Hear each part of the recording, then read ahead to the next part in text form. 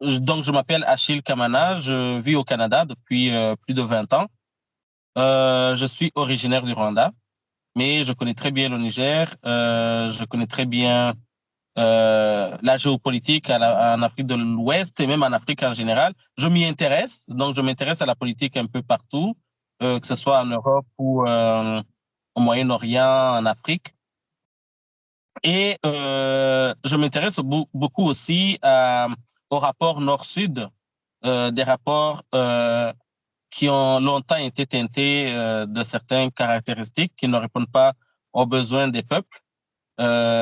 Juste à titre d'exemple, les crises migratoires que nous avons vécues dans les dernières années, de voir des jeunes Africains quitter leur pays, traverser le désert dans les pays maghrébins, la majorité d'entre eux sont morts en voulant traverser pour aller en Europe.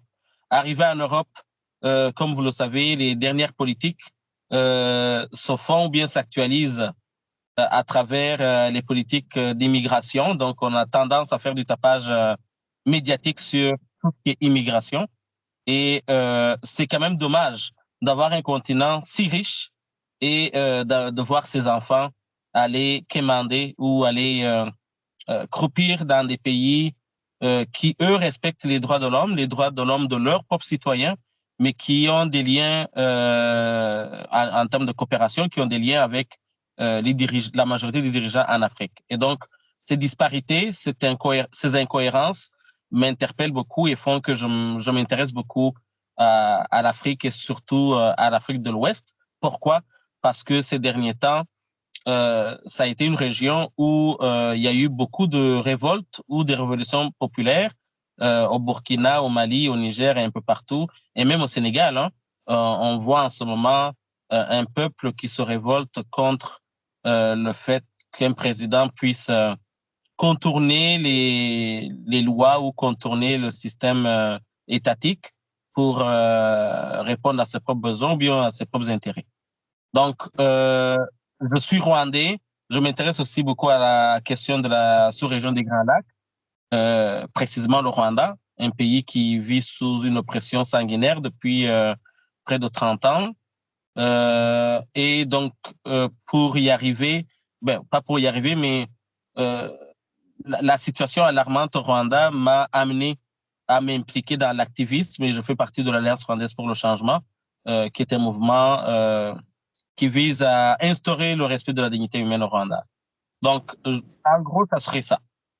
Merci beaucoup, Achille. Tu as beaucoup parlé de l'Afrique et de l'Ouest. Effectivement, tu as raison parce que justement, nous nous intéressons au Niger et ça fait partie de l'Afrique et de l'Ouest. Tu as parlé aussi du Rwanda. Nous y reviendrons peut-être dans d'autres émissions, tout comme d'ailleurs le Sénégal, auquel tu as fait allusion. Mais comme je le disais au début, je voudrais m'intéresser actuellement au Niger. Au Niger, je disais, nous avons vu le 26 juillet 2023 un coup d'État qui a renversé le président Mohamed Bazoum, qui était le président démocratiquement élu. Mais Achille, toi qui t'intéresses à ce pays-là, est-ce que tu penses qu'il y avait des raisons sérieuses qui ont poussé les putschistes, dirigés par le général Etiani, à renverser le président qui avait reçu le suffrage, qui était élu au suffrage universel, qui avait été élu démocratiquement? Merci pour cette question. Pour y répondre, je vais me baser beaucoup sur les principes de ce qu'on appelle un État de droit, un État de droit qui s'inscrit dans une optique bien dans la logique républicaine. C'est-à-dire que le pouvoir, en réalité, revient au peuple et le peuple est le seul souverain d'une nation bien définie. C'est un pays qui est très grand, qui est très riche et je ne pense même pas que toutes les richesses de ce pays sont citées ou sont connues. Peut-être qu'elles sont connues, mais pas citées. Mais on peut parler de l'uranium, de l'or, et puis beaucoup parlent aussi du pétrole. Et quand on voit le niveau de vie des Nigériens, c'est un niveau de vie qui peut faire couler des larmes. Dans la mesure où les gens vivent dans une pauvreté extrême, pendant qu'il y a des personnes, des individus ou des pays qui profitent beaucoup de ces ressources naturelles qui devraient en réalité être utilisées pour répondre au bien-être de la population. Parce que les richesses d'un pays appartiennent à la population et l'État existe pour mettre en place des mécanismes et des politiques de redistribution des richesses afin que tout le monde puisse répondre à ses propres besoins. Et donc, à partir de là, on fait face à un paradigme ou bien on fait face à un paradoxe, je dirais, de dire on a un président qui est élu démocratiquement. Et puis, oui, il a été élu démocratiquement. Moi, je suis démocrate, donc je ne soutiens pas qu'un président élu démocratiquement soit déchu ou bien soit enlevé du pouvoir par des coups d'État, par des coups d'État militaires.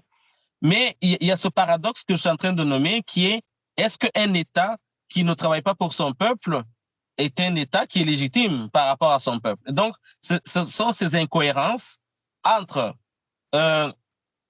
possession de richesses, comme l'uranium, un président élu démocratiquement et une population affamée.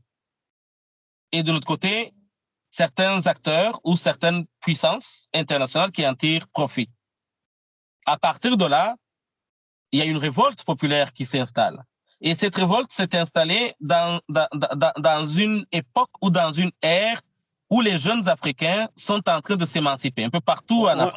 On arrive justement au cœur du sujet. Est-ce qu'Achille, tu penses que Mohamed Bazoum ne travaille pas pour son peuple? S'il travaillait pour son peuple, puis je ne dis pas qu'il n'a pas travaillé pour son peuple, mais il ne l'a pas fait suffisamment. Ou aussi, il n'a pas eu les moyens pour le faire. En tout cas, ce qui est sûr, c'est quand même frappant de voir des putschistes faire un coup d'État, renverser un président élu démocratiquement, et le lendemain voir une population derrière ces putschistes. C'est-à-dire qu'il y avait déjà un malaise, ça veut dire qu'il y avait déjà un problème. Et donc la démocratie, elle est inscrite dans les livres, on en parle sur le plan philosophique, mais la démocratie, c'est aussi de ne pas oublier le peuple. Qu'est-ce qui a fait que la population est allée soutenir les putschistes? Et jusqu'à présent, la population soutient les putschistes. Et donc, je pense que le débat doit se centrer sur la possession des richesses versus la pauvreté de la population. Oui, mais le soutien de la population aux putschistes, justement, est aussi une question parce que on a vu effectivement les manifestants qui soutiennent les putschistes au Niger, dans les rues de Niamey ou ailleurs d'ailleurs. Mais on se souvient que Mohamed Bazoum avait été élu sur un score de 51%, ce qui est démocratiquement normal. Donc, ça veut dire qu'il était légitime. Mais oui, si les gens descendent, on ne va pas mesurer dans les rues 49% ou 51%, on ne le saura pas. Tu vois ce que je veux dire? Est-ce que depuis le renversement du président Bazoum, est-ce qu'on a vu une autre partie de la population, disons une partie quand même conséquente, est-ce qu'on a vu une autre partie de la population aller dans la rue et dire on veut vraiment que Bazoum revienne au pouvoir? Je ne pense pas qu'on a vu... Oui, il y a une partie, il y a eu une manifestation. Il y a eu une partie, mais très, très minoritaire. Très, très minoritaire. Oui, par rapport à ceux qui manifestaient contre. Exactement. Et puis, sans détour, il faut mettre aussi l'accent sur le fait qu'il y a des ressources naturelles qui sont exploitées par des puissances internationales et la population est oubliée là-dedans. Mais l'attitude qui vient aussi avec cette exploitation a créé des irritants, a créé des frustrations au sein de la population. Il faut voir la révolte au Niger ou bien le putsch au Niger dans une continuité d'une révolte populaire dans ces pays du Sahel. Je vais juste faire un petit rappel.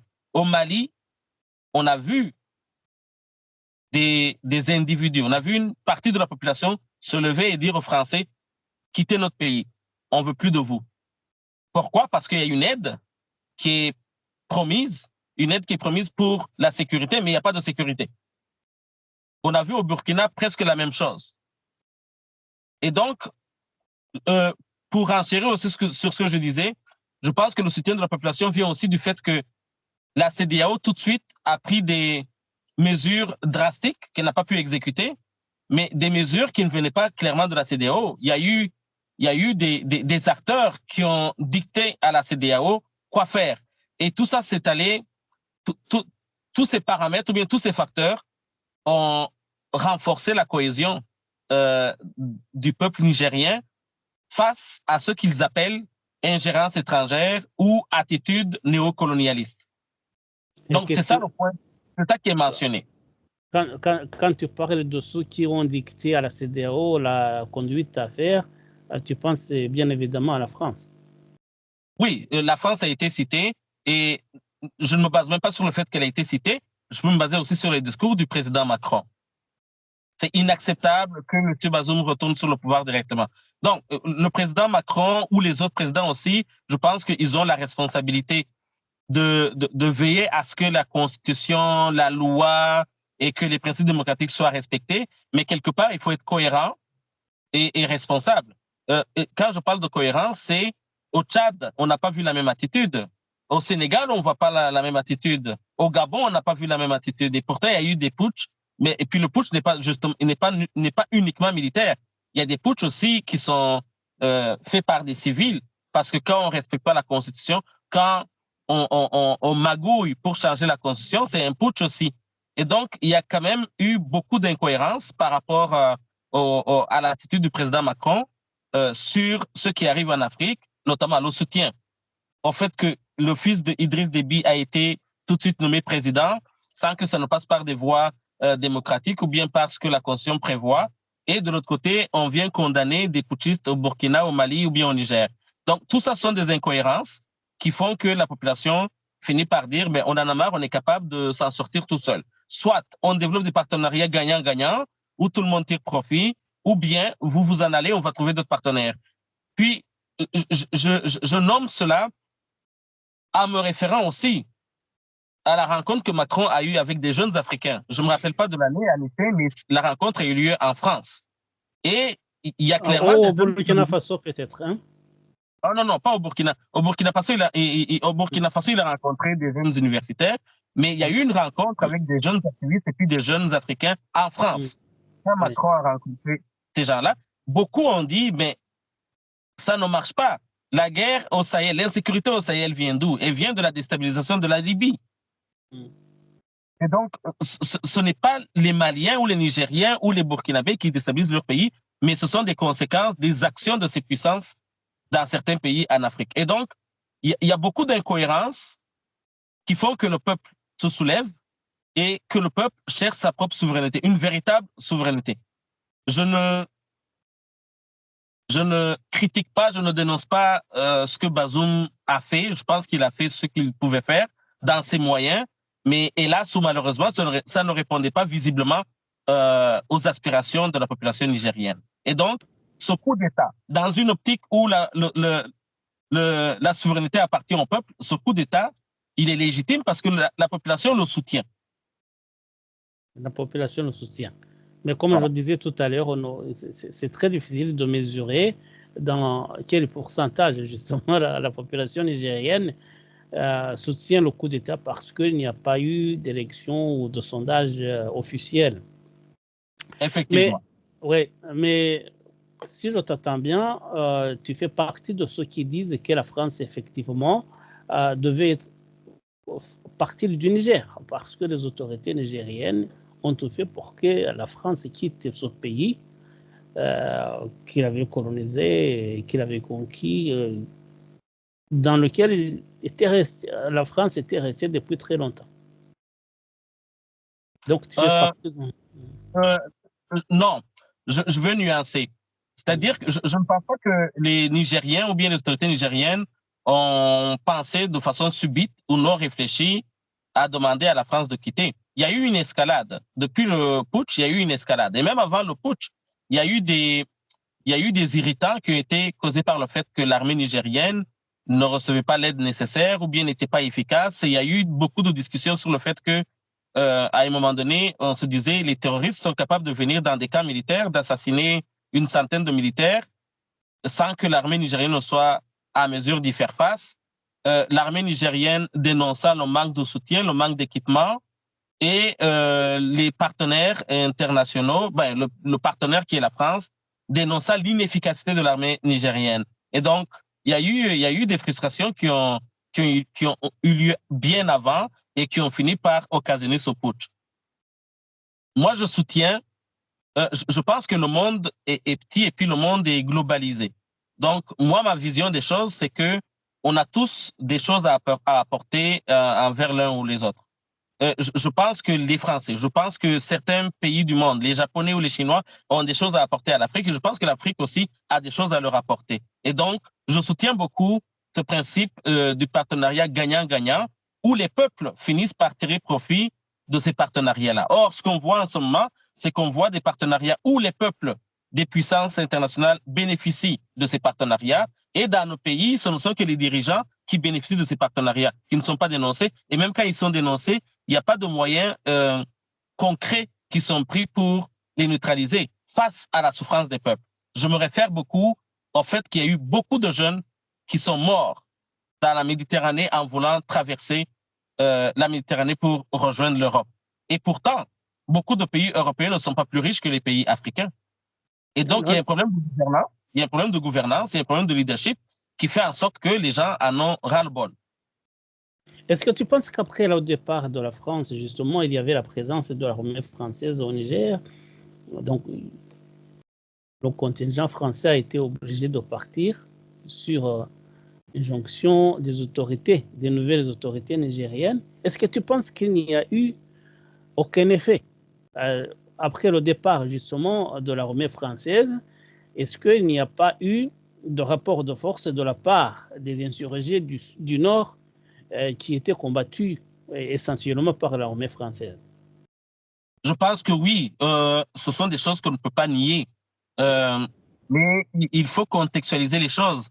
En demandant à la France ou bien à l'armée française de quitter le Niger, les Nigériens se sont inscrits dans une optique de développer ou bien d'améliorer ou même d'émanciper leur armée sur le plan sécuritaire. C'est-à-dire que dans cette attente, dans cette démarche, il y aura des rapports de force qui vont changer, ça c'est sûr. Mais à long terme, à moyen et à long terme, ça va donner quoi? Je peux me baser sur le Burkina. Dernièrement, le capitaine Ibrahim Traoré a eu une entrevue avec Alain Foka où il expliquait clairement qu'est-ce qui s'est passé. Le président Ibrahim Traoré est allé même à dévoiler la nature des partenariats qu'il a avec des pays qui disent qu'ils sont amis au Burkina, où des pays se sont opposés à ce que le Burkina ait des armes, où on leur disait vous pouvez avoir des armes mais pas létales. Je pense que tu as suivi l'émission qui dure à peu près 40 minutes. On voit clairement qu'en arrière de tout ça, en arrière des discours, on voit tout ça, on voit une sorte de trahison, clairement, une sorte d'hypocrisie qui n'est pas supportable. Et donc, le Niger fait aussi partie ou bien s'inscrit dans cette démarche de s'émanciper ou bien de devenir autonome sur le plan militaire. Et entre-temps, le rapport de force peut se créer, mais en même temps, les Nigériens, comme vous l'avez vu, ont développé l'alliance des pays du Sahel. C'est-à-dire que le Mali, le Burkina et le Niger, en ce moment, ont une alliance qui fait en sorte que si un pays est attaqué, ben, tout le monde va unir ses forces pour défendre ce pays-là. Et donc, c'est une alliance qui peut s'autosuffire, d'après toi? Je pense que les ressources naturelles sont là. Ça prend des partenaires honnêtes. Et les ressources militaires, les ressources militaires sont suffisantes pour... L'armée, pour l'instant, c'est en construction. Ils sont en train de devenir, ils sont en train de chercher cette autonomie. Ça prend des partenaires parce que, comme vous le savez, le Burkina, ni le Burkina, ni le Mali, ni le Niger ne fabriquent des armes. Donc, il va falloir trouver des partenaires qui vont les équiper. Mais est-ce qu'ils ont les ressources pour le faire? Oui, parce qu'ils ont des ressources naturelles qui sont quand même assez importantes et qui peuvent leur apporter les moyens de protéger leur population. Donc, il faut se tourner vers la Russie et la Chine. Je pense que tout partenaire qui s'inscrirait dans le partenariat gagnant-gagnant serait le bienvenu. Et même si la France changeait de fusil d'épaule, elle pourrait en tirer profit aussi. La France n'est pas exclue. À mon avis, la France n'est pas exclue dans tout ça, mais c'est l'attitude et la nature du partenariat qui est remise en cause. Et qui est remise en cause. Effectivement, justement, Achille, le souci, c'est que nous, j'observe comme toi, nous observons ce qui se passe en Afrique. Il y a beaucoup de gens qui veulent s'émanciper de l'Occident, mais qui veulent en même temps se mettre dans les bras des Orientaux, notamment les Chinois, même les Turcs, les Russes, ou globalement l'organisation qui s'appelle maintenant les BRICS. Est-ce que tu penses réellement qu'en se soustrayant de la mémise de l'Occident, en se mettant dans les bras de ces nouveaux colonisateurs, comme je les appelle, est-ce qu'on aurait résolu le problème? Je comprends très bien ta question, mais je pense qu'il faut analyser la situation sous un autre angle. Moi, ce que j'observe, ce n'est pas un remplacement d'influence ou bien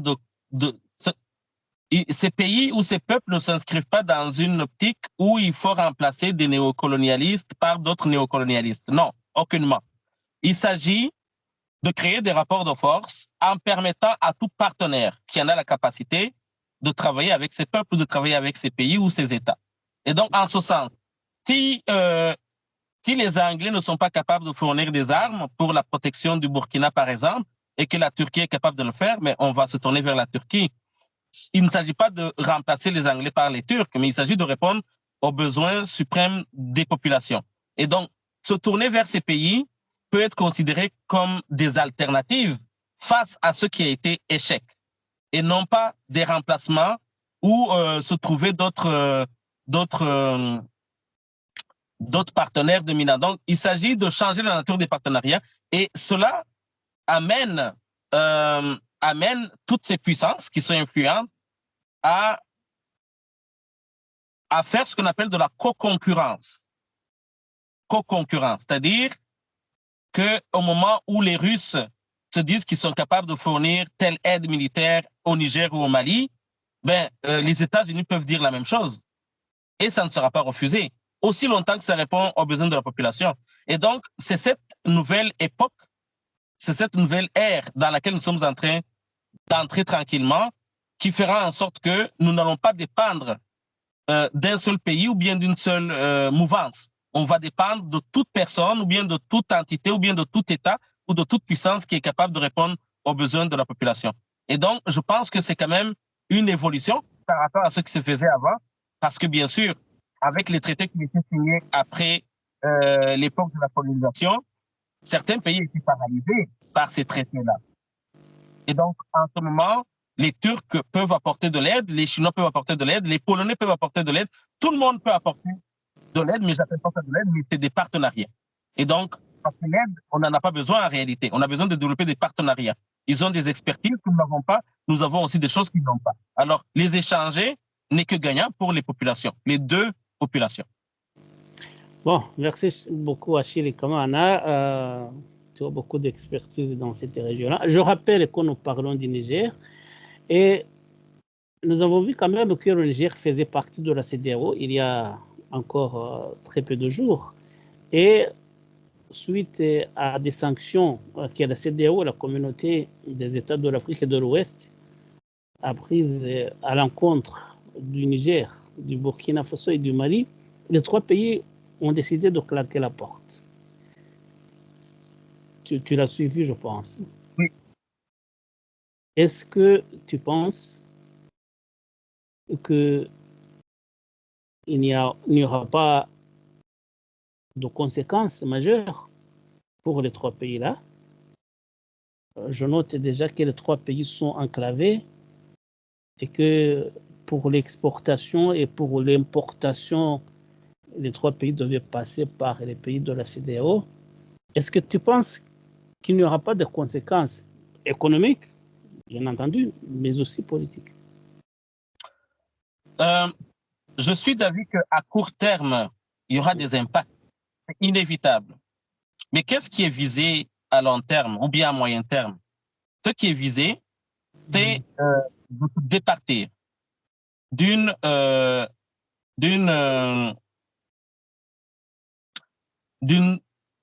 je dirais, des pays qui se sont associés sur le plan régional, CEDEAO, cette communauté, qui a été incohérente, qui a été très incohérente dans les années passées. La CEDEAO a pris des mesures qui, visiblement, ne répondaient pas aux besoins des peuples des pays qui font partie de la CEDEAO. Il y a eu plusieurs putschs, il y a eu plusieurs coups d'État, des coups d'État constitutionnels où des présidents n'ont pas respecté la Constitution. La CEDEAO n'a rien fait. Et donc, se départir de la CEDEAO, à mon avis, il ne s'agit pas de se départir des peuples de l'Afrique de l'Ouest. C'est plutôt de se départir d'une communauté de ces pays qui semble être sous influence de certaines puissances internationales, notamment celle qui est la plus citée, c'est la France. Et donc, je pense que l'action qui a été posée par ces trois pays est une réponse face à l'ingérence ou à l'éventuelle ingérence de la France. Je tiens à rappeler que cette communauté, au lieu de mettre en place une délégation qui aurait pu aller discuter avec les putschistes pour voir quel est l'état de la situation et quelles sont les solutions qu'on peut apporter qui sont pacifistes, cette communauté, par la voix de ses porte-paroles, s'est réunie rapidement en adoptant le même discours que celui d'Emmanuel Macron. Et donc, quel est l'intérêt pour ces pays de faire partie de la CEDEAO? Il y avait un intérêt, certes, mais avec la situation actuelle, la CEDEAO, la communauté de ces pays-là, n'a pas su répondre aux besoins de ces peuples-là. Et je pense que tu l'as suivi, les gens ont acclamé, la population a acclamé. Oui, il y a eu au Mali un parti d'opposition, bien certains partis d'opposition qui ont dit que ce n'était pas une bonne décision parce que justement, à cause de la situation géographique, il y a des impacts, il y a des conséquences.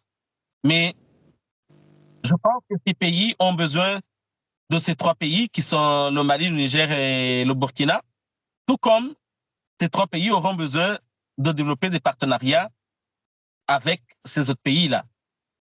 Et je peux te citer un pays qui ne touche pas l'océan, qui est enclavé et qui va bien, le Botswana par exemple. Au Botswana, tout va bien. La politique, la culture est respectée. Sur le plan économique, ça va bien.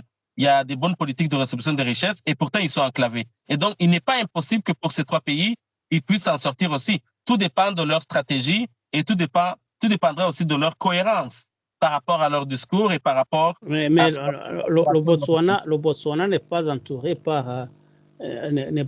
par des pays hostiles. C'est ça la différence. Oui, le Botswana n'est pas entouré par des pays hostiles, j'en conviens, mais je pense que la CEDEAO est hostile, mais je ne pense pas que tous ces pays de la CEDEAO sont hostiles. On voit déjà, par exemple, je vais aller un peu à côté, on voit par exemple sur le cas du Sénégal, Macky Sall. Certains pays se sont tus, d'autres ont dénoncé, on dit c'est pas normal. Et voilà, donc on voit qu'il n'y a pas une vision unique de ces pays-là. Il y a plusieurs visions et je pense que justement ce qui est intéressant en ce moment, c'est que on est dans une ère où chacun est capable de tirer profit de la situation en répondant justement aux besoins de la population. Plus qu'on répond aux besoins de la population, plus qu'on sera soutenu. Mais il était irréaliste de voir la CEDEAO menacer les Nigériens ou menacer l'État nigérien d'une attaque militaire pour restaurer ou bien pour ramener le président Bazoum au pouvoir. C'était irréaliste. C'était une façon de se dissocier du peuple nigérien. Et pourtant, dans ces pays de la CEDEAO, que ce soit au Togo, au Bénin et un peu partout, les peuples soutenaient la population nigérienne ou celle du Mali ou celle du Burkina. Et donc, il y a une union qui est insaisissable puis inséparable entre les peuples de l'Afrique de l'Ouest et inévitablement, il faudra que la communauté, donc la CEDEAO, s'arrime avec les aspirations de sa population. Dans le cas contraire, on verra des instabilités comme ce qu'on voit en ce moment au Sénégal et qu'on verra aussi ailleurs. Bon, merci aussi Achille Kamana. Je rappelle que justement nous parlions du Niger, notamment après le coup d'État du 26 juillet 2023. Tu nous as fait part de ton expertise qui est très enrichissante. Je te remercie. On parlait du Niger. On en a profité également pour parler de l'Afrique et de l'Ouest en général. Il y a un pays qui normalement devrait avoir des similitudes avec les trois pays du Sahel, le Niger, le Mali et le Burkina Faso. Je parle de la Guinée. La Guinée aussi, il y a un pouvoir normalement issu du coup d'État, du putsch, du colonel, il s'appelle comment déjà? Mamadou Doumbouya. Mais celui-là semble normalement se tourner vers les impérialistes, comme on les appelle les trois pays du Sahel. Donc, ceux-là même qui dénoncent le Niger, le Mali et le Burkina Faso semblent maintenant les patrons de Mamadou Doumbouya. On l'a vu récemment à Kigali, on l'a vu. La plupart du temps, il est silencieux. Mais quand on l'a vu à Kigali, alors qu'on sait la position de Paul Kagame vis-à-vis des pays qu'on appelle les impérialistes de façon plus ou moins générale, on s'est posé des questions sur Mamadou Doumbouya. Qu'est-ce que tu peux en dire là-dessus? Alors, il avait renversé le président justement en l'accusant d'être à la solde de l'Occident. Mais aujourd'hui, il fait juste la même chose. Effectivement, il y a des paradoxes, il y a des incohérences, mais il ne s'agit pas de la Guinée seulement. Hein. Le Mali a envoyé une délégation à Kigali. Le Burkina a fait la même chose. Ah oui, tout à fait, oui. Peut-être que demain, le Niger fera la même chose. Mais à mon humble avis, pourquoi on voit ce genre de partenariat ou bien ce genre de rapprochement? C'est que, comme tu le sais, Anissé, on est originaire du Rwanda. On connaît très bien le Rwanda, on connaît très bien le président Paul Kagame. Paul Kagame est un homme d'affaires, ce n'est pas un politicien. C'est un homme d'affaires qui a des visées mégalomaniques ou bien hégémoniques.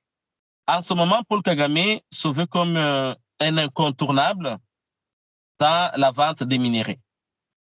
La Guinée qui regorge de beaucoup de minéraux, notamment le fer.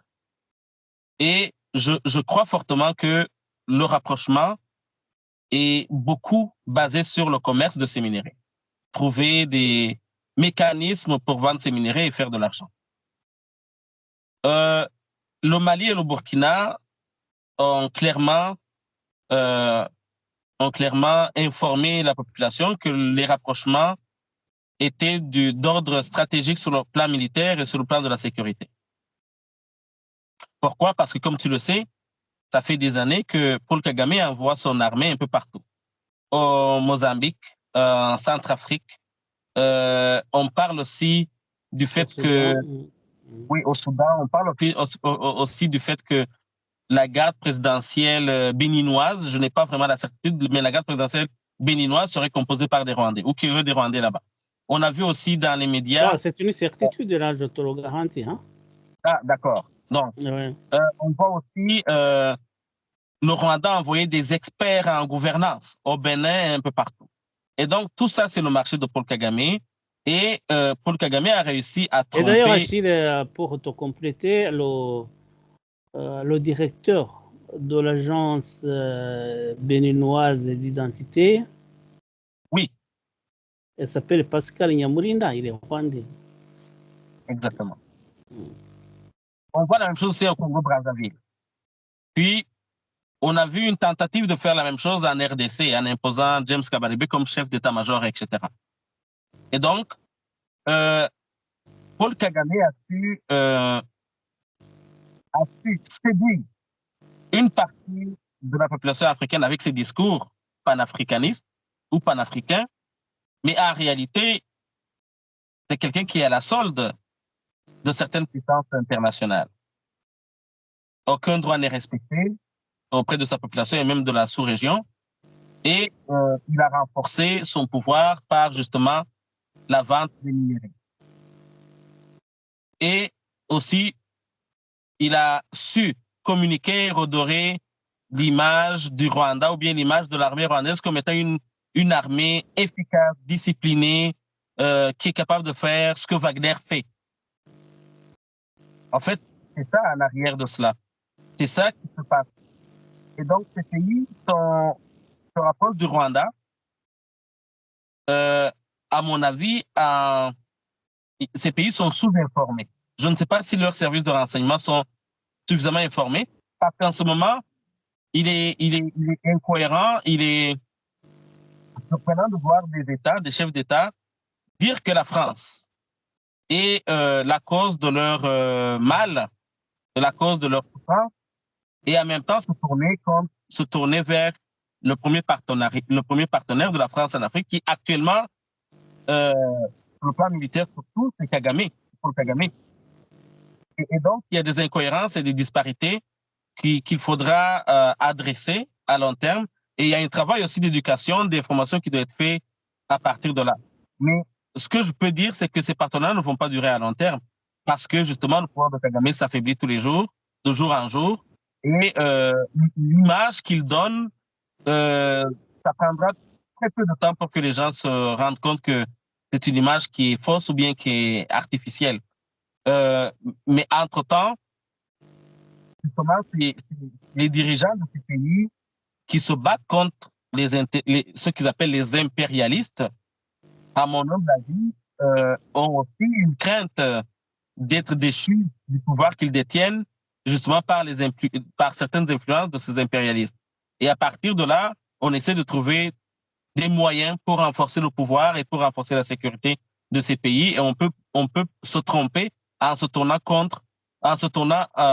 vers des gens justement qui travaillent ou bien vers des présidents comme Paul Kagame qui travaillent étroitement tous les jours avec un pays comme la France ou d'autres pays comme l'Angleterre avec le deal des migrants. Et donc, c'est ce que je peux dire sur cette question. Ces rapprochements, je peux vraiment, en peu de mots, sont très incohérents par rapport au discours de ce chef d'État. Bon, merci beaucoup Achille Kamana. Je te remercie pour ton expertise. Merci d'avoir répondu à l'invitation de ce jour. En terminant, justement, on parle de l'émancipation de l'Afrique. On a voulu aujourd'hui aborder le cas du Niger qui a fait un coup d'État dans ce sens-là. Je voudrais justement te demander si tu as un message particulier adressé aux Africains, les panafricains en général, en soulignant justement ces incohérences dont tu parlais tout à l'heure, mais un message particulier aux Africains de l'Ouest, de l'Est, du Centre et d'ailleurs, en ces moments particuliers où justement le continent semble épris par cet esprit d'émancipation, de vouloir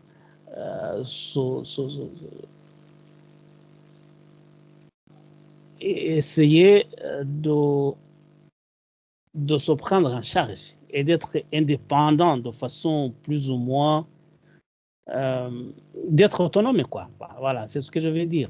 Oui. À ce moment où on assiste à un éveil particulier d'émancipation du continent africain. Merci Anissé pour cette question. Je vais citer Thomas Sankara. La liberté s'acquiert par la lutte. Et dans son discours à l'OUA, il avait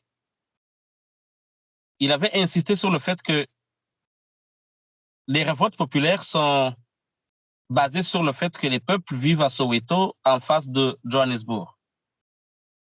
C'est-à-dire qu'il sera inconcevable et inacceptable que l'Afrique riche, qu'elle est riche en ressources humaines et ressources naturelles, et même sur le climat, il sera inconcevable que les Africains continuent à rester dans la pauvreté une pauvreté qui est due au manque de leadership ou bien au manque de vrais patriotes ou de vrais dirigeants qui mettent les intérêts de la population en avant.